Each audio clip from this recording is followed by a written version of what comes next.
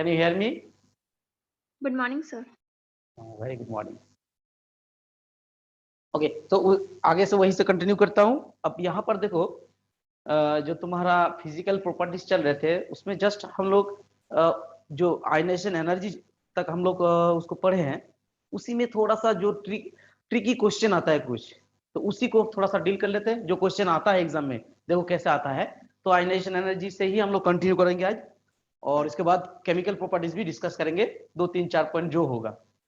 ठीक है, तो देखो आयनाइजेशन एनर्जी में हम लोग ऐसे लिखे थे, ये था नाइट्रोजन है ना, पीओ ऐसे सब बिगड़ेंगे, यही था तुम्हारा ग्रुप 15। ओके, अब इसके बाद अगर मैं इधर लिखता हूं ग्रुप 16, तो ग्रुप 16 में कौन कौन हो गए बोले हो? ग्रुप 16 में होगा तुम्हारा यहाँ पर ऑक्सीजन, यहाँ होता है सल्फर, यहाँ होता है सेलेनियम, यहाँ होता है टेलुरियम, यहाँ होता है पोलोनियम। अगर ग्रुप 14 की बात करता हूं तो यहाँ कौन कौन होंगे? यहाँ तुम्हारा होगा,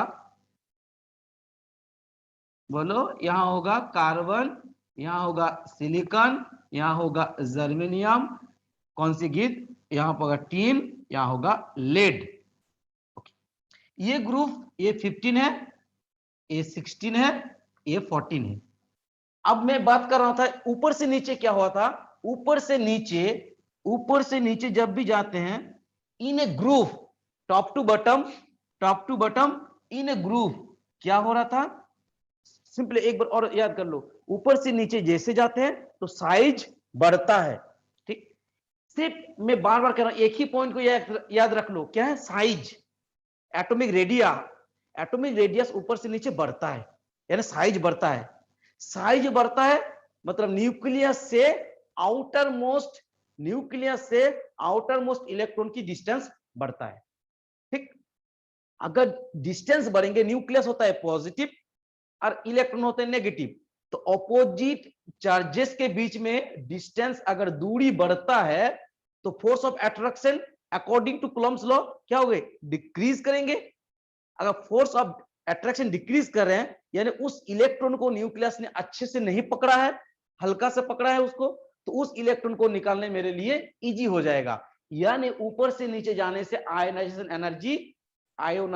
एनर्जी डिक्रीज करते हैं, यानी आयोनाइजेशन एनर्जी क्या होता है? आई ई क्या हो रहा है मेरा? डिक्रीज हो रहे हैं, है ना? ये है डाउन ईएस यानी डिक्रीज, तो डिक्रीज हो रहे हैं। अब बात है ये डिक्रीज हुआ, लेकिन मैं कह रहा हूं अगर इधर से इधर जाता हूं, यानी एक पीरियड में जा रहा हूं, मैंने इधर कार्बन से नाइट्रोजन से ऑक्सीजन, इधर जाऊंगा तो क्या होगा? यहां जैसे जाएंगे तो देखो आयन साइज क्या होगा? हम बोले थे लेफ्ट टू राइट में साइज क्या होता है?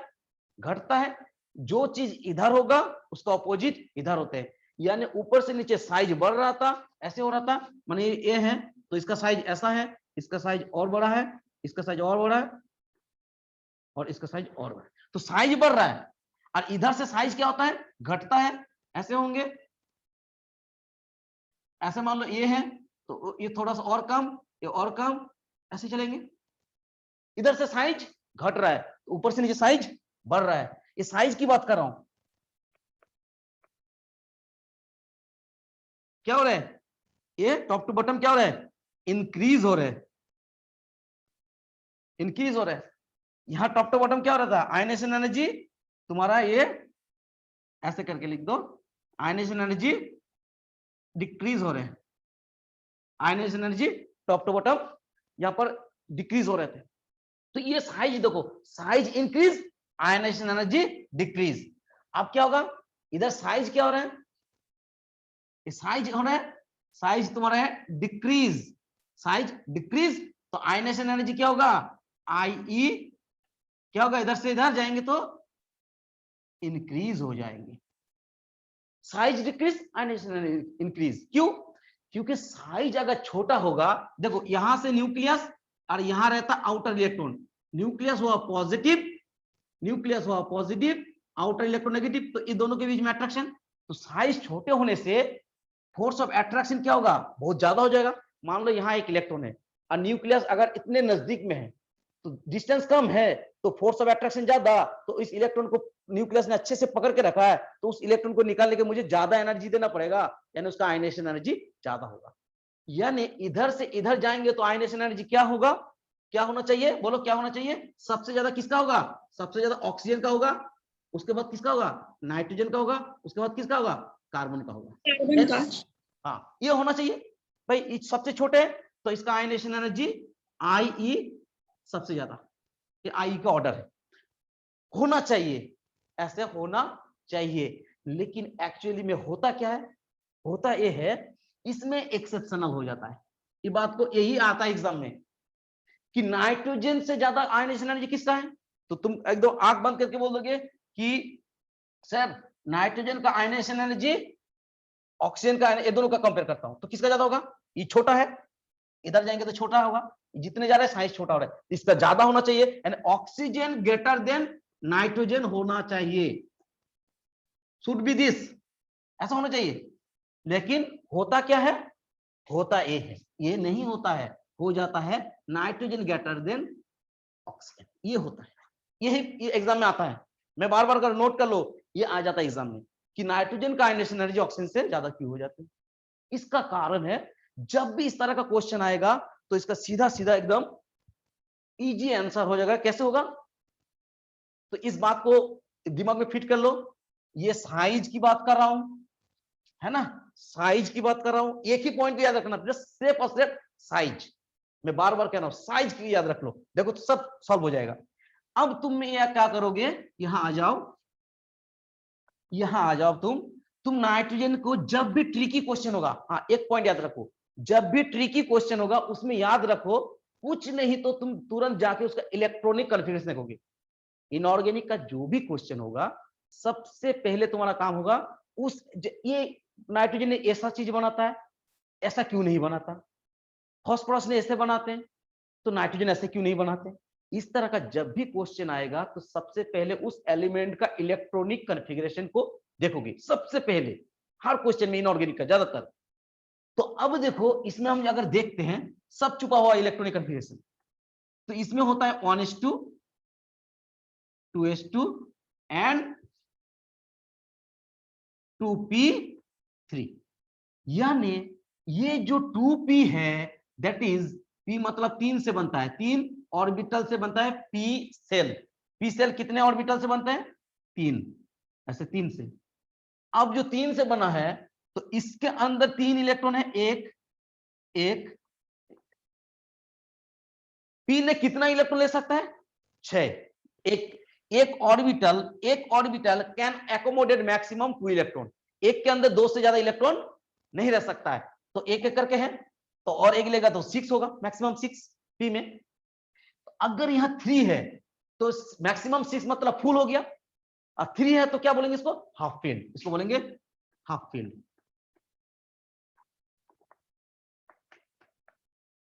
ये होता है हाफ फील्ड ऑर्बिटल, क्या बोला है, हाफ फील्ड। तो p जो है ये हाफ फील्ड है, और हम लोग एक थ्योरी पढ़े थे 11th में पढ़े थे ना, हम सब जो मेरे पास 11th में पढ़े थे उनको याद है कि हाफ फील्ड और कंप्लीटली फील्ड, हाफ फील्ड और completely filled orbitals are always more stable than less than half filled and more than half filled. इस बात को नोट कर लो, क्या मैंने बताया, मैंने बताया कि हाफ फील्ड जो होते हैं, हाफ फील्ड और कंप्लीटली फील्ड होते जो है,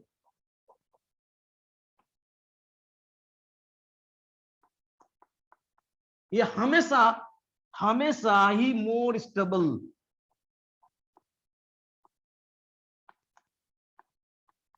मोर स्टेबल होगा, किसके, हाफ फील्ड और कंप्लीटली फील्ड, ये दोनों हाफ फील्ड और कंप्लीटली फील्ड, ऐसे लिख दो, हाफ फील्ड और कंप्लीटली फील्ड ऑर्बिटल हमेशा स्टेबल होते हैं। अगर मैं बात करता हूं पी, ये p3 है हाफ फील्ड है, अगर p4 होगा तो मोर देन हाफ फील्ड, अगर p2 होगा तो ये लेस देन हाफ फील्ड, तो p3 हाफ फील्ड, p4 मोर than half field, half field से ज्यादा हो गया, p2 less than half filled. तो मैं कह रहा हूं p3 जो ऑर्बिटल होगा वो p2 से भी स्टेबल होगा ज्यादा, और p3 जो होगा वो p4 हो चाहे P में P4 हो या P5 हो, इससे स्टेबल होगा। और P3 जो है ये P1 हो चाहे P2 है, ये हमेशा स्टेबल। ये बात को यार, ये मन ये चीज हो गया, यही ना हो गया कि half field always more stable than less than half field. दोनों लेस देन हाफ फील्ड है और मोर देन दोनों मोर देन हाफ फील्ड है। P3 ज्यादा स्टेबल हो गया इसका। अगर P6 आ जाएगा फुल फील्ड, तो P6 तो सबसे ज्यादा स्टेबल होगा, चाहे P3 हो चाहे P4 हो चाहे P5 हो P1 हो, सबसे ज्यादा कौन होगा? P6। अगर फुल फील्ड है वो तो सबसे ज्यादा होगा। कहां केस आता है? P3 में, हाफ फील्ड में। और सबके लिए P3 नहीं है, D के लिए क्या होता है? D5 होता है हाफ फील्ड, D5 होगा, क्योंकि D में कितना होता है? मैक्सिमम इलेक्ट्रॉन 10 होते हैं। उसका ये चीज कितना बनेगा? 1 2 3 5, तो 5 हो गया, तो 5 इंटू 2, 5 इंटू 2 हो गया, तो 10 हो जाता है। तो उसमें D5 होगा हाफ फील्ड। तो हाफ फील्ड याद रखो हमेशा क्या होते हैं? लेस देन हाफ फील्ड से और मोर देन हाफ फील्ड से ज्यादा होता है स्टेबल। अब यहां आते हैं, यहां हाफ फील्ड हो गया, दैट्स व्हाई इस ऑर्बिटल जो है वो क्या हो गया? बोलो बोलो, ये हो गया मोर स्टेबल।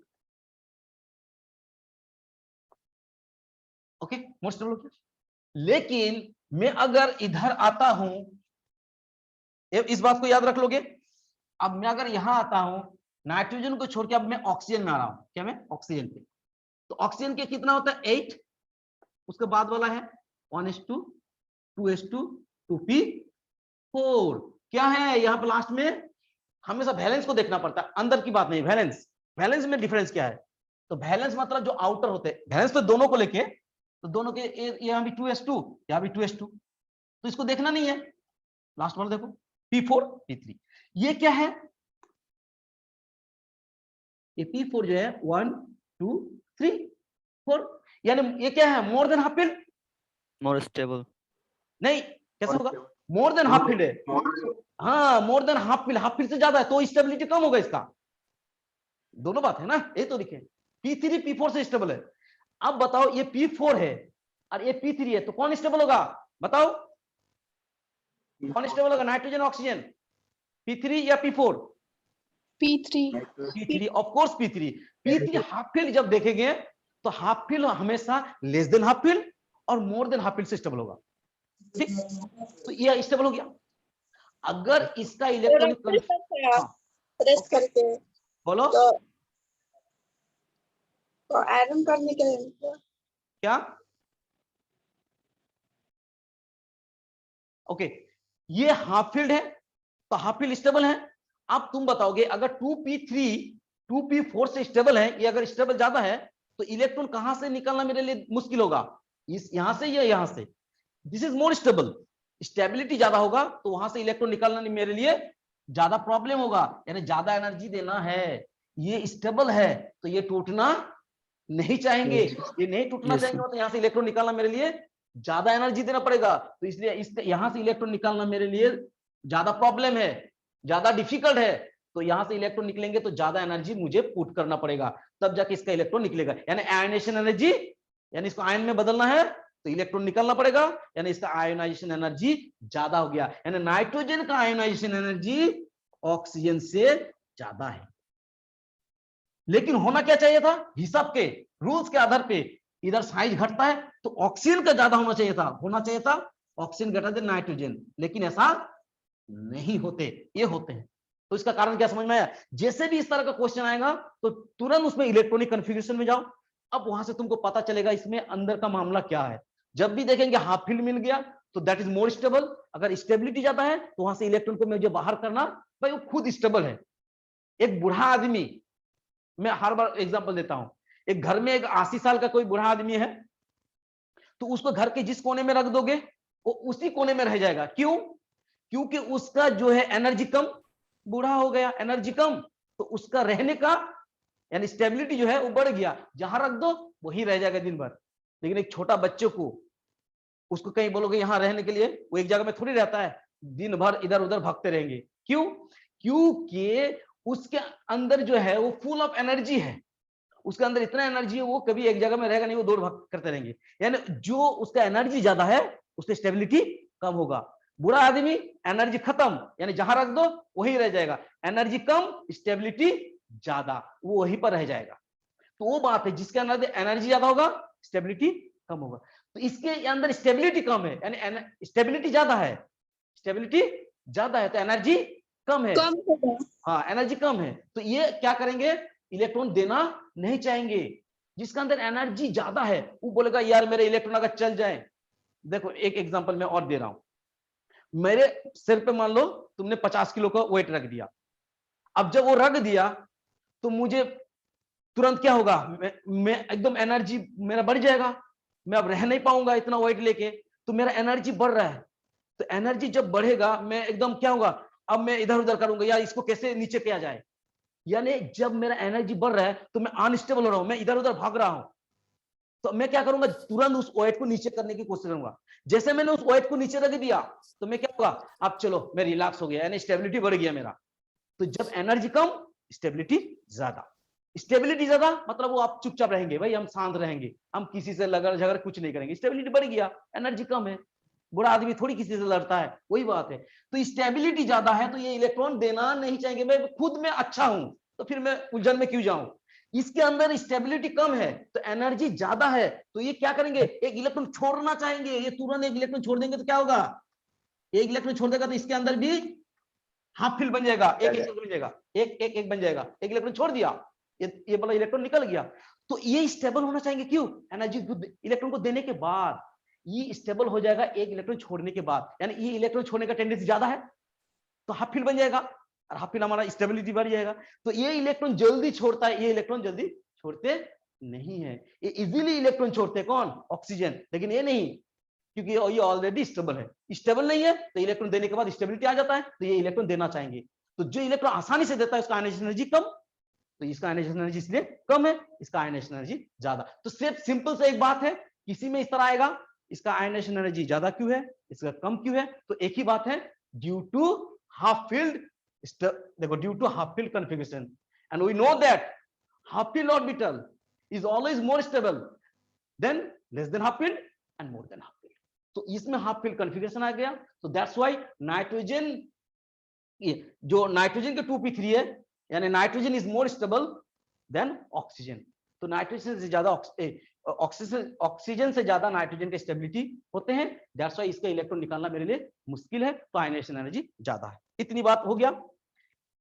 अब देखो दूसरी बात है, अगर कार्बन नाइट्रोजन की बात करो तो ये इसमें भी वही केस आएगा भाई। इसमें क्या होगा, कार्बन में क्या होगा, कार्बन में है 6, तो 1:2, 2:2, 2p2, करेक्ट। तो ये 2p2 और ये 2p3, which is more stable? Of course 2p3 is more stable than 2p2। हाँ, तो नाइट्रोजन का तो आयनाइजेशन एनर्जी, नाइट्रोजन का आयनाइजेशन एनर्जी और कार्बन का में अगर कंपेयर करूं तो नाइट्रोजन का ज्यादा होगा, क्योंकि इसके पास p3 है और इसके पास p2 है। हम लोग जानते हैं p3 मोर स्टेबल है। अब नियम को भी फॉलो कर रहा है, नियम को भी फॉलो कर रहा है ना, इधर से बढ़ता है तो बढ़ रहा है, कार्बन से ज्यादा नाइट्रोजन का है। तो यहां बात हो गया, कार्बन से तो ज्यादा नाइट्रोजन का है वो तो हो गया, लेकिन सबसे ज्यादा होना चाहिए था इसको, लेकिन ये उल्टा नाइट्रोजन से भी कम हो गया। क्यों, क्योंकि इसका p4 था और इसके पास p3 था। सो ये क्वेश्चन आता है एग्जाम में, बहुत बार आया। ठीक, ओके। अब हम लोग आयनाइजेशन एनर्जी में आप नहीं जाएंगे, अब दूसरे पार्ट में चलते हैं। ओके, तो ये याद रखोगे हमेशा कि जब भी इस तरह का क्वेश्चन आए तो क्या करोगे, सबसे पहले इलेक्ट्रॉनिक कॉन्फ़िगरेशन देखोगे, फिर उसी से तुमको पता लग जाएगा कि क्या हो रहा है आखिर। अरे यार चौक भी तो इन लोग खत्म कर दिया, देखो चौक खोजना पड़ रहा है, खत्म हो गया चौक। चलो इसी से काम चलाते हैं। अब नेक्स्ट, अब हम लोग आते हैं इसमें और क्या प्रॉपर्टीज लिखे थे, मेल्टिंग एंड बॉइलिंग पॉइंट। ना, चलो मेल्टिंग एंड बॉइलिंग पॉइंट को डिस्कस करते हैं, बड़ी इंपॉर्टेंट पॉइंट है मेल्टिंग एंड बॉइलिंग पॉइंट। सो यहां पर आते हैं हम लोग, नंबर शायद 4 था, ये होगा melting point, melting and boiling point. तो मेल्टिंग को शॉर्ट में क्या लिखते हैं हम लोग, मेल्टिंग पॉइंट को अगर ऐसे लिखेंगे तो ये एमपी लिखते हैं ना, हाँ एमपी मेल्टिंग पॉइंट, और एक होता है एंड बॉइलिंग पॉइंट बीपी। हाँ बीपी, यहाँ पर बीपी मतलब ब्लड प्रेशर नहीं है, बॉइलिंग पॉइंट। देखिए ना चौक खत्म हो गया, हाँ इसको बीपी लिखते हैं। चलो तो कभी हम लोग आगे चल के ऐसे ही यूज करेंगे एमपी एंड बीपी। अब देखो melting point and boiling point में अगर बात करता हूं इस ग्रुप की, जो ग्रुप 15 है, तो होता क्या है देखो, एक पहले में दो बात सुन लो कि मेल्टिंग पॉइंट और बॉइलिंग पॉइंट डिपेंड किसके ऊपर करता है। देखो मेल्टिंग की बात करता हूं तो सॉलिड होता है। मेल्टिंग कब होता है? जब कोई ठोस सॉलिड है वो लिक्विड में बदल रहा है, तो उसको हम लोग मेल्टिंग बोलते हैं। उस समय में जो टेम्परेचर होगा that is melting point. Boiling कब बोलते हैं? बॉइलिंग पॉइंट हम लोग एक जनरल बात कर रहा हूं मैं, और इसमें मेल्टिंग पॉइंट का जो डेफिनेशन है वो अलग है, वो हम लोग कभी जो सॉल्यूशन पढ़ेंगे उसमें इसको डिटेल्स में अलग से मिलेगा। ओके, सो मेल्टिंग पॉइंट मतलब जब सॉलिड मेल्ट कर रहा है, पिघल रहा है किसमें? लिक्विड में, एंड दैट टाइम जो टेम्परेचर होगा that is melting point. Okay, when solid converts to liquid. अब बॉइलिंग पॉइंट क्या है? बॉइलिंग पॉइंट हो गया liquid converts to vapour. Liquid है, जैसे पानी को गर्म कर रहा हूं, अब वो वेपर में जब बदल रहा है उस समय में जो टेम्परेचर होगा that is called boiling point, है ना। तो वाटर का बॉइलिंग पॉइंट कितना है? 100 डिग्री सेल्सियस। वाटर का मेल्टिंग पॉइंट कितना है? 0 डिग्री, क्योंकि आइस जो है बर्फ वो पानी में बदलता है कब? 0 डिग्री सेल्सियस में। ओके, बॉइलिंग क्या होता है? वो 100 डिग्री जब होगा वाटर का, तब जाकर वो वेपर में बदलता है। And during the time of melting and boiling point temperature must be constant. ये बात तो हम लोग आगे भी सीखे हैं। देखो सब चीज उतना बोलना एक ही क्लास में ये सब में होता नहीं है, क्योंकि यहाँ पर दूसरा टॉपिक है हमारा। एक्चुअली हम लोग पढ़ रहे हैं पी ब्लॉक एलिमेंट्स का प्रॉपर्टीज। ओके, जो भी है, तो ये समझ में आ गया मेल्टिंग क्या होता है, बॉइलिंग क्या है। अब मैं इसका जो डेटा है वो मैं लिख रहा हूं। देखो नाइट्रोजन है, इसके बाद फास्फोरस है, इसके बाद आर्सेनिक है, इसके बाद एंटीमोनी है, इसके बाद बिस्मथ। ओके, अब इसका जब मेल्टिंग पॉइंट की मैं चार्ट बनाऊं तो कैसे बनेगा? देखो कुछ इस तरह से, यहां मेल्टिंग पॉइंट लिख दिए एमपी, इधर एक लिखूंगा मैं बॉइलिंग पॉइंट का, ठीक है।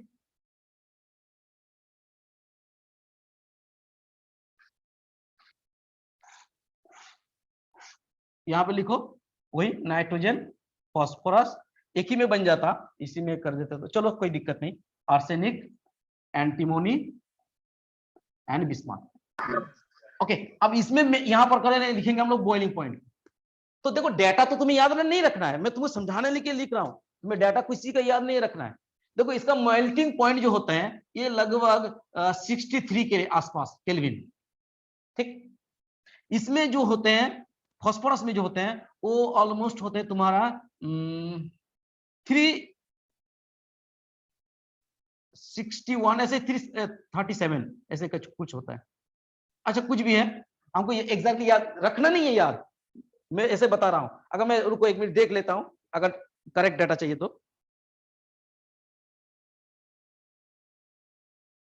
देखो ये 317 है, ओके, ये 317 है, ये 63 ये करेक्ट है, ये 1089।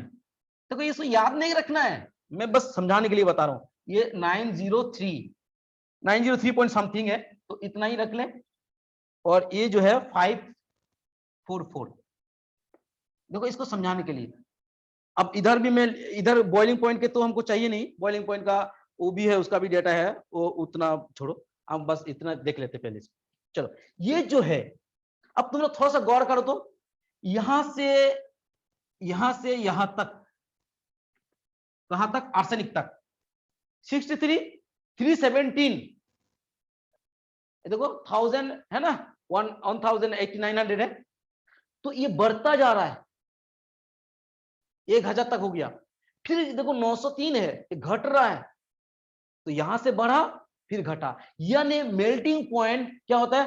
फास्ट इंक्रीज टू, क्या है मेल्टिंग पॉइंट, है ना, मेल्टिंग पॉइंट फर्स्ट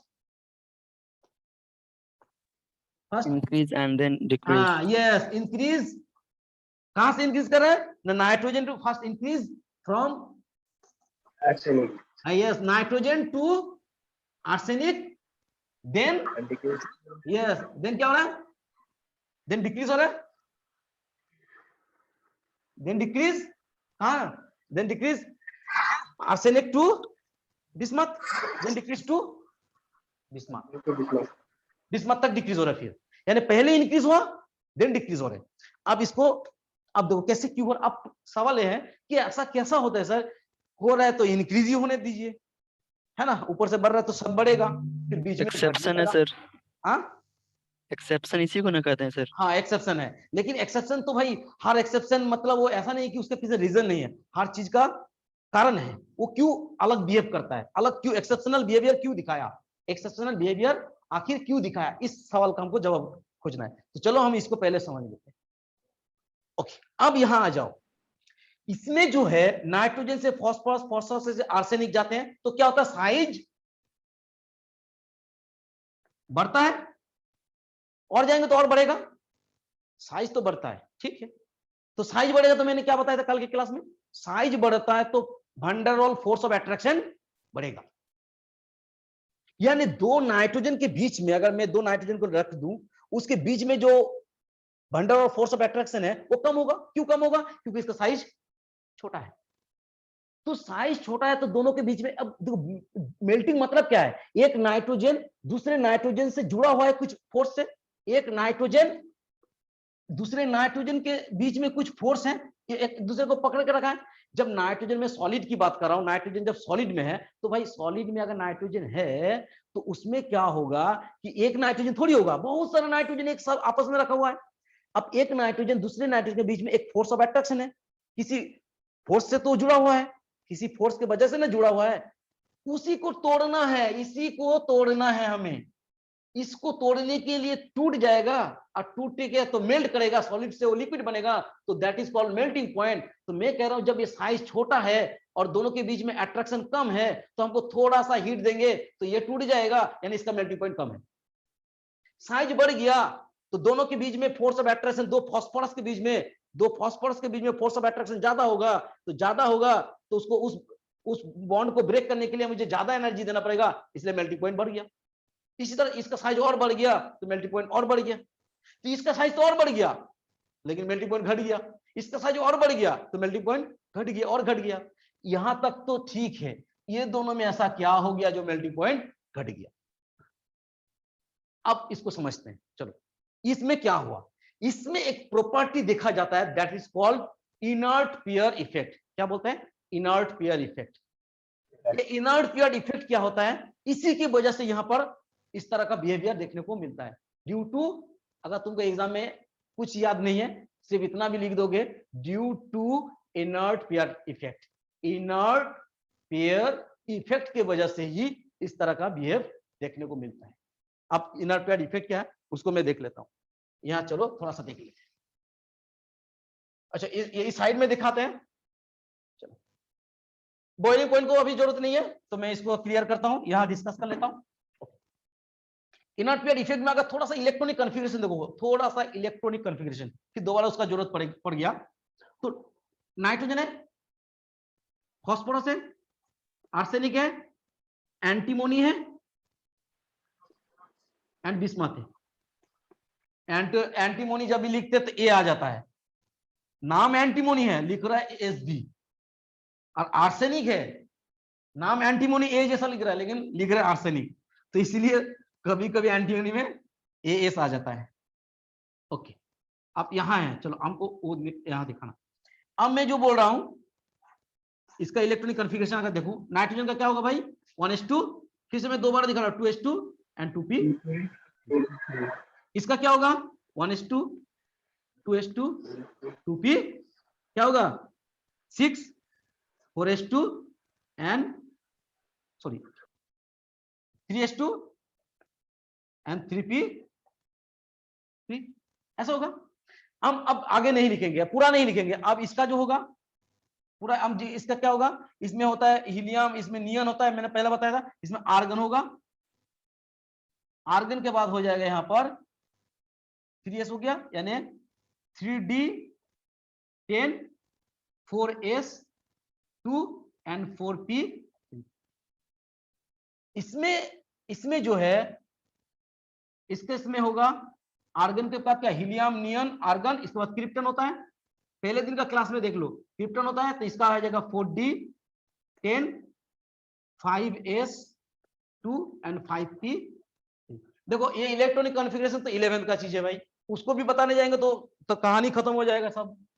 इसमें क्या होगा, क्रिप्टन के बाद जेनन होते हैं xe, तो ये क्या होगा, यहां आ जाएगा 4f 14 और 4f के बाद क्या होगा 5d 10 10 4s। ट्रेंड है, अगर थोड़ा सा गौर करोगे तो पता चलेगा 4s2 और सॉरी 4 तो नहीं, ये 6s2 एंड 6p3। ओके, कितना हो गया 4 5 6, ये 3 है तो ये 4 होगा, ये 4 है तो यहाँ 5d हो गया और एक 4f आया।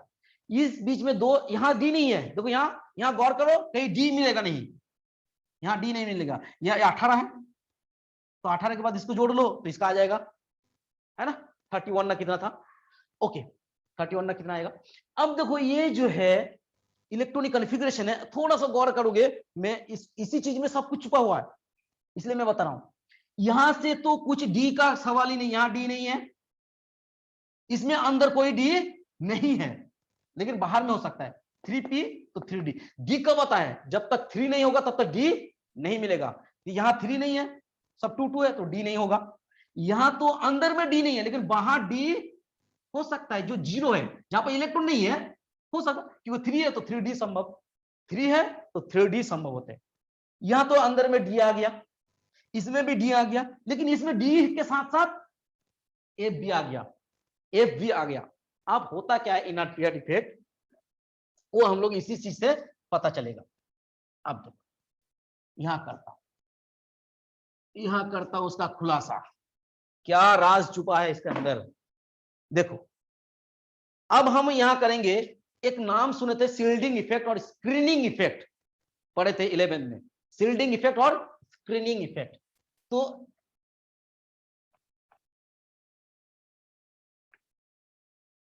स्क्रीनिंग इफेक्ट और इसी को शील्डिंग इफेक्ट, है ना।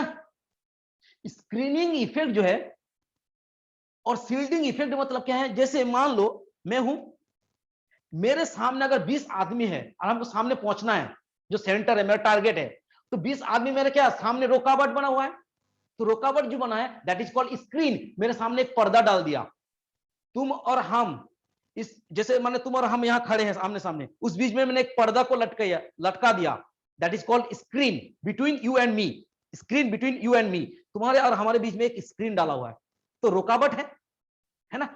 जो शील्डिंग कहां से आया, शील्डिंग इफेक्ट का कहां से आया, जो युद्ध में जैसे एक हाथ में तलवार रहता है, दूसरे हाथ में जो पकड़ के रखता है रोकने के लिए, that is called shield.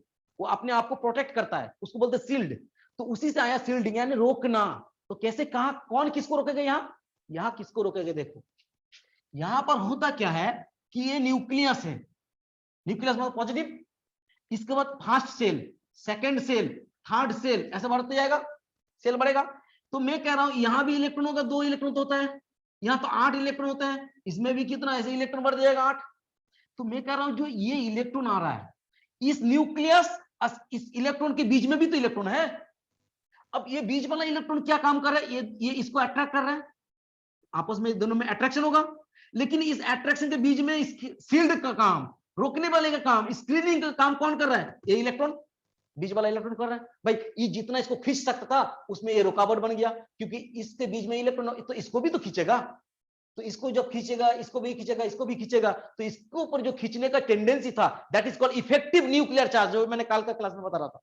Effective nuclear charge माने इस न्यूक्लियस का, ये न्यूक्लियस का जो चार्ज है पॉजिटिव चार्ज, वो कितने इफेक्टिव है इस बाहर के इलेक्ट्रॉन के ऊपर, that is called effective nuclear charge पर outer electron. Effective nuclear charge पर आउटर इलेक्ट्रॉन, तो पर आउटर इलेक्ट्रॉन में इफेक्टिव कितने हैं, तो वो जो चीज है उसी को इफेक्टिव न्यूक्लियर। तो अगर बीच में इलेक्ट्रॉन आ जाएगा, पहले मान लो ये दोनों इलेक्ट्रॉन नहीं है, तो ये अच्छे से इसको सिर्फ इसी में अट्रैक्शन होगा, दोनों के बीच में होगा अट्रैक्शन, ये नहीं है। लेकिन अब इलेक्ट्रॉन इसमें बीच में आ गया, तो अब ये रुकावट बन गया ये दोनों के बीच में, तो रुकावट बन गया मतलब जो पहले जो अट्रैक्शन कर रहा था अब उतना स्ट्रांगली अट्रैक्शन नहीं कर पाएगा, घटेगा। इसीलिए ना साइज ऊपर से नीचे बढ़ता है, साइज ऊपर से नीचे क्यों बढ़ रहा है? सेल भी बढ़ रहा है और बीच में इलेक्ट्रॉन भी बढ़ रहा है। तो अब जो बात है, ये तो हुआ साइज, इफेक्टिव न्यूक्लियर चार्ज।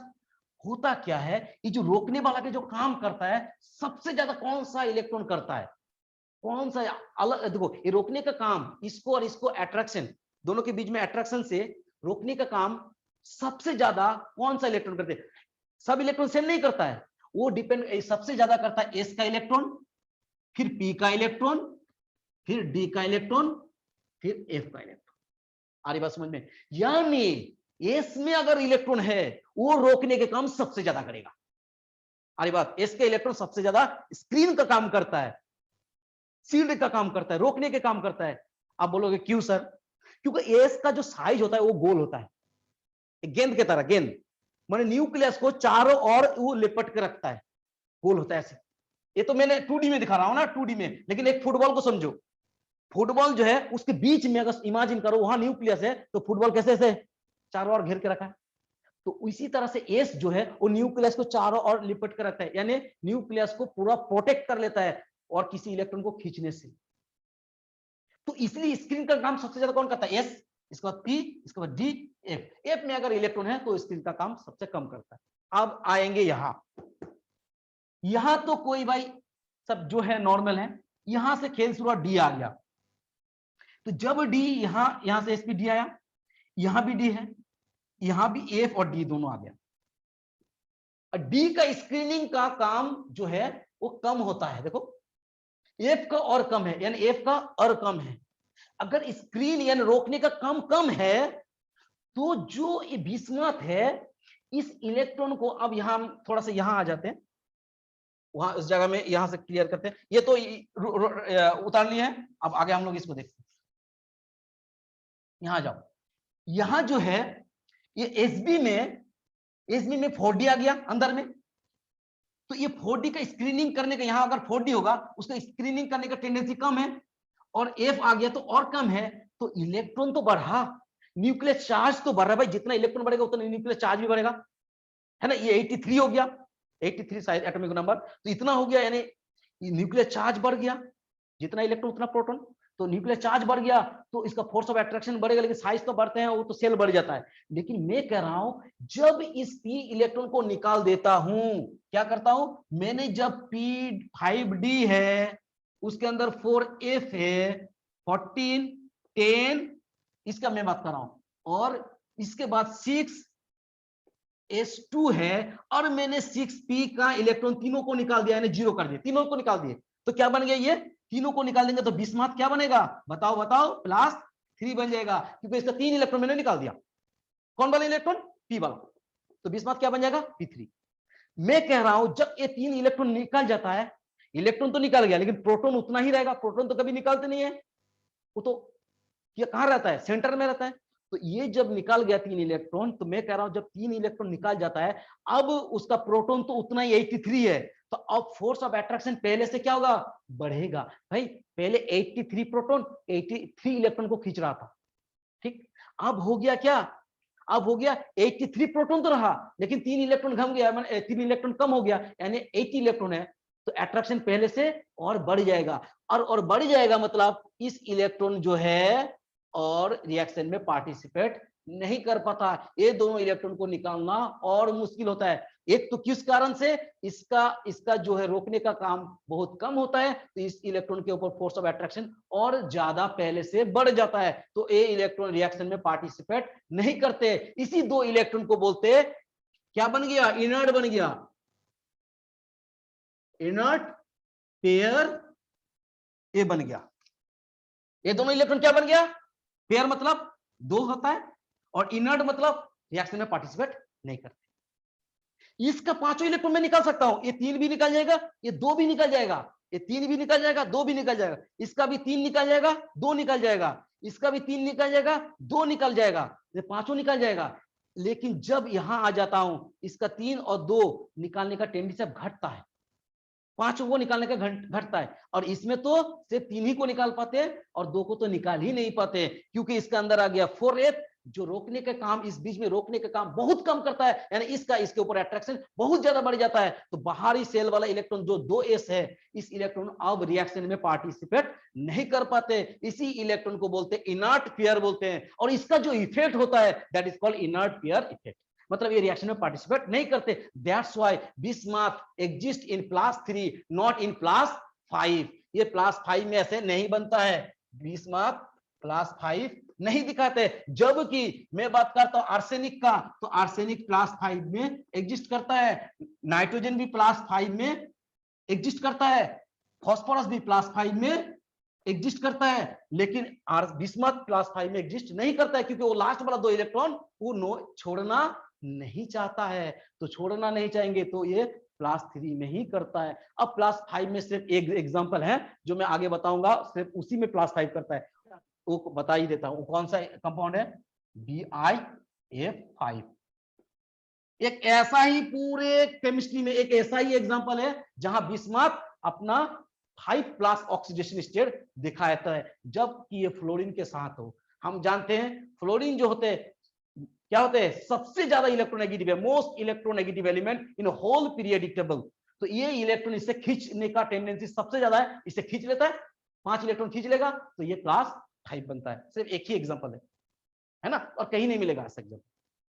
तो ये +3 बनता है, तो एग्जाम में भी आता है +3 बना क्यों, क्योंकि +3 इसीलिए बनता है कि ये बताना होगा ये +3 क्यों दिखाते हैं, +5 क्यों नहीं। तो सिर्फ एक बात, due to inert pair effect, due to inert pair effect, इसी के वजह से बहुत इनर्ट पेयर इफेक्ट जो मैंने बता रहा हूं ना, इससे 100 क्वेश्चन सॉल्व होगा, 100 क्वेश्चन सॉल्व होगा इसी से। तो इनर्ट पेयर मतलब क्यों हुआ, ये 4f इलेक्ट्रॉन तो बढ़ा लेकिन इसका रोकने का पावर कम है, जिसके कारण से इस न्यूक्लियस का आउटर मोस्ट यानी इस s इलेक्ट्रॉन के ऊपर p तो निकल गया, फिर निकालने के बाद इस s इलेक्ट्रॉन के ऊपर अट्रैक्शन पहले से भी बहुत ज्यादा बढ़ जाता है। तो बढ़ने के कारण इस इलेक्ट्रॉन को वो निकालना बाहर जाने नहीं देता है। तो बाहर नहीं जाने देंगे तो 2 इलेक्ट्रॉन नहीं निकलेगा, तो 5 कैसे बनेगा, 5 तो बन नहीं सकता, इसीलिए ये 3 ही इलेक्ट्रॉन को छोड़ सकता है, 5 को नहीं। इसी को हम लोग बोलते हैं इनर्ट पेयर इफेक्ट। तो इनर्ट पेयर इफेक्ट का होने का कारण क्या है, इनर्ट पेयर इफेक्ट होने का कारण है इनर सेल में, अंदर वाला सेल में 4f, अंदर में 4f है जिसका स्क्रीनिंग पावर सबसे कम है, स्क्रीनिंग पावर सबसे कम है, यानी अगर रोकने का पावर कम होगा तो ये इसका इलेक्ट्रॉनों के ऊपर ज्यादा अट्रैक्शन करेगी। सो इसी है इनर्ट पेयर इफेक्ट। ओके, अब हम लोग ये भी समझ गए। अब वो जो बॉइलिंग पॉइंट में बात चल रहा था, अब वहां बॉइलिंग पॉइंट में ये क्या होता है, देखो अब तुम्हारा वही याद आया ना, इसमें तो बॉइलिंग पॉइंट बढ़ रहा था यहां तक, अब यहां घट गया है ना, ये दोनों में घटते जा रहा था। तो इनर्ट पेयर इफेक्ट सबसे ज्यादा कहां मिलेगा, इसी में। अब यहां से इनर्ट पेयर इफेक्ट दिखना शुरू किया, तो ये इधर से ऊपर से नीचे जाएंगे तो इनर्ट पेयर इफेक्ट ऊपर से नीचे, आई इनर्ट पेयर इफेक्ट, इफेक्ट क्या हो रहा है, ऊपर से नीचे जाएंगे तो बढ़ेगा, इंक्रीज होगा। तो सबसे ज्यादा इनर्ट पेयर इफेक्ट इसमें होगा क्योंकि इसके अंदर 4f है, तो सबसे ज्यादा होगा, तो ये +3 दिखाएगा। तो मैं बात कर रहा हूं जब ये +5 दिखा सकता है, ये 5 बॉन्ड बना सकता है, ये भी 5 बॉन्ड बना सकता है ना। वो +5 में वो भी 5 बॉन्ड, तो ऐसे नॉर्मली इसका वैलेंसी नहीं होता, सॉरी ये 5 बॉन्ड तो नहीं बनाता है, लेकिन इसका कोवैलेंसी जो है ज्यादा होता है, 4 मैक्सिमम 4, तो ये 5 बनाता है, इसका भी 5 नहीं बनाने का कारण है, ये 5 बना लेता है। इसमें जो है कोवैलेंसी बढ़ता है, लेकिन इसमें जो है इसका बॉन्ड बनाने के, दूसरे के साथ बॉन्ड बनाने के टेंडेंसी देखो, ये 2 इलेक्ट्रॉन तो देता नहीं है, एस वाला देता नहीं है, तो ये 3 ही बॉन्ड बना सकता है ज्यादातर। तो इसीलिए क्या होता है, इसका बॉन्ड बनाने का टेंडेंसी कम होता है, इसी चलते इसका बॉइलिंग पॉइंट, देखो मान लो मैंने 5 हाथ से जोड़ लिया, एक एग्जांपल ले रहा हूं, मैंने पीएच जैसे ऐसे हो गया, मान लो PCl5, तो PCl5 मतलब फास्फोरस ने 5 क्लोरीन के साथ बॉन्ड बनाया। तो अगर इसका अगर मैं बॉइलिंग पॉइंट की बात करता हूं तो क्या होता है, कभी तो मैं देखता हूं ये 5 बॉन्ड अगर फास्फोरस ने, तो क्लोरीन के साथ तो नहीं, फास्फोरस फास्फोरस आपस में बॉन्ड बनाता है ऐसे, पी पी पी ऐसे जो बॉन्ड बना रहा है, तो इस तरह से बॉन्ड वो 5 बॉन्ड बना सकता है वो। तो 5 बॉन्ड अगर ऐसे बनाया तो 5 बॉन्ड को हमको तोड़ना है, तो 5 बॉन्ड तोड़ने के लिए मुझे एनर्जी ज्यादा लगेगा, जबकि बिस्मथ ने 3 ही बॉन्ड बनाता है, तो उसको तोड़ने के लिए मुझे कम एनर्जी लगेगा, तो कम एनर्जी लगेगा तो बॉइलिंग पॉइंट कम होगा। बॉइलिंग पॉइंट कम होगा। तो बॉइलिंग पॉइंट इसीलिए घट रहा है क्योंकि इसके इनर्ट इफेक्ट के चलते इसका बॉन्ड बनाने का कैपेसिटी जो है वो घट जाता है, बॉन्ड बनाने की कैपेसिटी घटता है, ऊपर से नीचे इसका बॉन्ड बनाने की कैपेसिटी घटता है। ये 5 बॉन्ड बना लेता है लेकिन जबकि ये 3 ही बॉन्ड बनाता है, इसलिए इसका 3 बॉन्ड बनाने का टेंडेंसी जो है ऊपर से नीचे बढ़ता है और 5 का घटता है, इसलिए 3 बनाता है। ओके, तो ये बात है जिसके कारण से इसका फिर मेल्टिंग पॉइंट जो है कम होता है। अब आते हैं बॉइलिंग पॉइंट, है ना। तो बॉइलिंग पॉइंट की बात करता हूं, चलो। तो मेल्टिंग पॉइंट समझ में आ गया कि यहां से यहां बढ़ा, साइज बढ़ा तो मेल्टिंग पॉइंट बढ़ा। इधर मेल्टिंग पॉइंट घटा, क्यों? Due to inner pair effect, due to inner pair effect इसका बॉइलिंग पॉइंट घटता है। इनर पेयर इफेक्ट क्या है कि मैंने बताया, इसका बॉन्ड बनाने का कैपेसिटी घट जाता है, आपस में जोड़ने का कैपेसिटी घट जाता है, एसबी के साथ जोड़ने का कैपेसिटी घटता है। जबकि बिस्मथ की बात करूं तो और घट जाता है, इसलिए यहां पर बॉइलिंग पॉइंट भी घटेगा। भाई जिसका जितना हाथ से पकड़ के रखेगा तो उतना ही उसको तोड़ना पड़ेगा, तब जाके मेल्ट करेगा, तो मेल्टिंग पॉइंट बढ़ेगा। लेकिन इसमें 3 ही पकड़ता है, ये 5 पकड़ लेता है, इसलिए यहां मेल्टिंग पॉइंट घट जाता है। तो ये समझ में आ गया। अब आते हैं बॉइलिंग पॉइंट। अब बॉइलिंग पॉइंट में ऊपर से नीचे बढ़ जाता है, क्या होता है? एकदम सीधी सी बात है, boiling point top to bottom बढ़ता है। अगर मैं बॉइलिंग पॉइंट की बात करता हूं तो ये क्या होगा? Boiling point top to bottom increases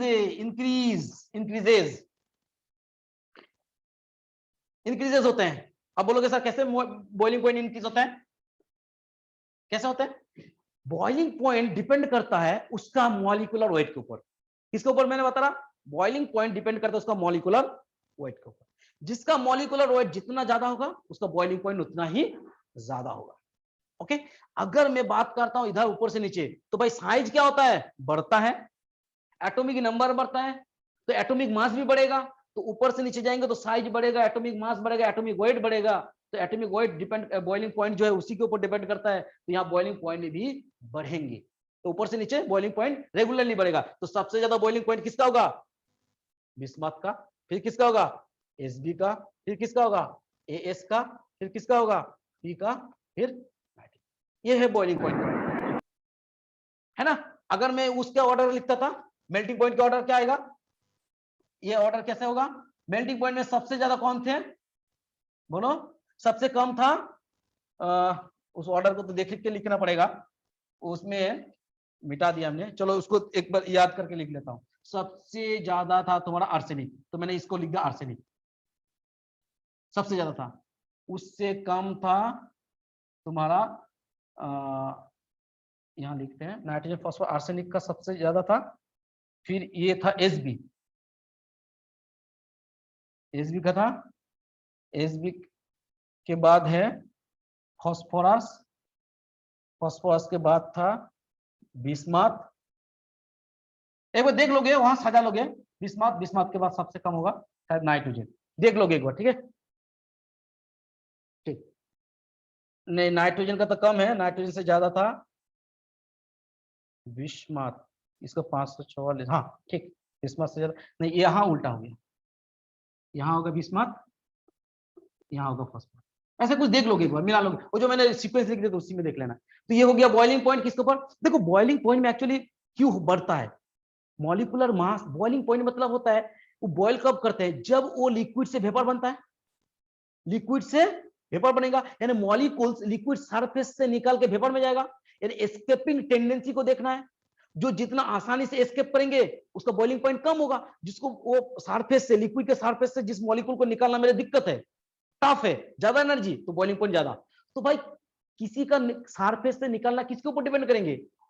surface से निकालने का डिपेंड करेंगे, उसको उसका वेट अगर ज्यादा होगा, अगर भारी है तो सरफेस से निकालना उसके लिए दिक्कत है, हल्का है तो सरफेस से आराम से निकल जाएगा। तो हल्का है नाइट्रोजन, उसका मास कम है, वेट कम है, सरफेस से आसानी निकल जाएगा लिक्विड सरफेस से, तो इसका बॉइलिंग पॉइंट इसलिए कम है। इसका वेट ज्यादा है तो लिक्विड के सरफेस से निकालने के मुझे ज्यादा एनर्जी देना पड़ेगा, तो बॉइलिंग पॉइंट ज्यादा। बॉइलिंग पॉइंट मतलब लिक्विड सरफेस से मॉलिक्यूल को निकालना है, तो इसमें भारी है तो इसके लिए निकालना लिए हमको ज्यादा एनर्जी, सो बॉइलिंग पॉइंट इसका ज्यादा। ओके, सो यहां तक तो हो गया। अब हम लोग आगे भी कंटिन्यू करेंगे। तो ये बहुत इंपॉर्टेंट सा कॉन्सेप्ट था, inert pair effect, screening effect किसको बोलते हैं, शील्डिंग इफेक्ट। और मैंने बताया क्या, जो बॉइलिंग मेल्टिंग और बॉइलिंग पॉइंट किस किस चीजों फैक्टर के ऊपर डिपेंड करते हैं, थोड़ा सा और भी किताब में पढ़ लोगे तो और अच्छे से क्लियर हो जाएंगे। ठीक है, फिर नेक्स्ट क्लास में मिलेंगे हम लोग, तो आगे से कंटिन्यू करेंगे।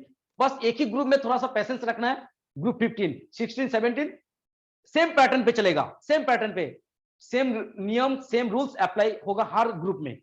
तो इसीलिए एक ही ग्रुप को सीख लेंगे तो बाकी ग्रुप ऑटोमेटिक हो जाएगा, है ना। क्लास लॉन्ग हो रहा है, होने दो, कोई दिक्कत नहीं। थैंक ठीक है, यू थैंक सर। यू। हाँ, thank you sir. Thank you, sir. Thank you.